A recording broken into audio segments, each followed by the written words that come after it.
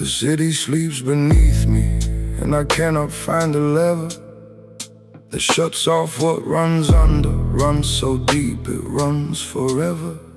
I've walked through rooms of consequence and never showed a fissure, but the rooms inside my skull don't have a landlord or a scissor. 3 in the morning is the hour when the curators arrive, dragging everything I've done to keep the empire alive.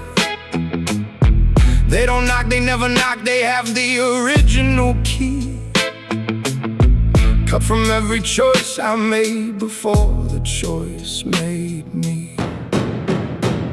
I see Renaldo in the corner where the wardrobe meets the wall. The way he looked before the window, that specific fall. I gave an order and the order had a longitude to it, stretching past the moment into everything and through it. The hell is not below the ground.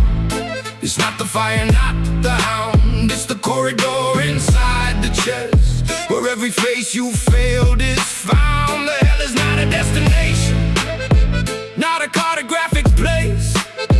It's the room behind you waking, with the unrelenting face. The tenant below never pays, never leaves, never frays, just sits in the foundation, setting everything ablaze. I built confessionals of whiskey, temporary alcoves, where the volume of the memory would soften at the half-close. Worked for an hour, maybe 2, then the architecture shifted and the faces came back sharper than before I tried to drift it. The doctors call it by the names, the clinical appellations. I call it the invoice for a life of hard negotiations. Every man I ever pressed, every silence I commanded, comes back in the dark as something raw and reprimanded. Not guilt exactly, something older, more like sediment of knowing, the residue of actions that keep quietly accruing, piling in the basement where I never go on purpose, till the weight of it disturbs the equilibrium of surface. The hell is not below the ground. It's not the fire, not the hound. It's the corridor inside the chest, where every face you failed is found. The hell is not a destination, not a cartographic place.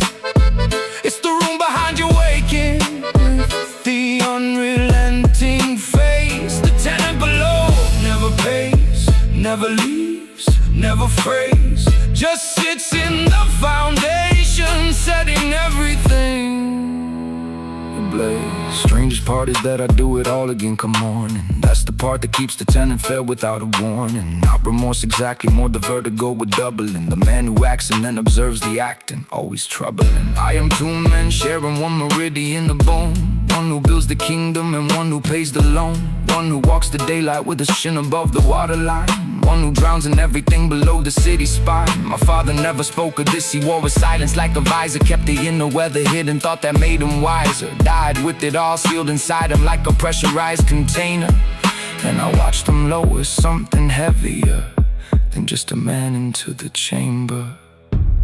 I've tried the liturgy of motion, always moving, never pausing, filling every quiet hour with a purpose or a clause, but stillness finds me anyway. It has a patient cartography, mapping every room I hide in with the quiet kind of mastery. So I've learned to sit beside the tenant in the dark, not to make him comfortable, just to study every mark. He's not my punishment, he's my most precise recorder, the only honest archivist inside this whole disorder. 3 in the morning, city breathing down below, me and the tenant in the only light I know. He shows me everything I built this on, every fracture, every face, every door I should have gone through differently, but didn't. And the night just carries on.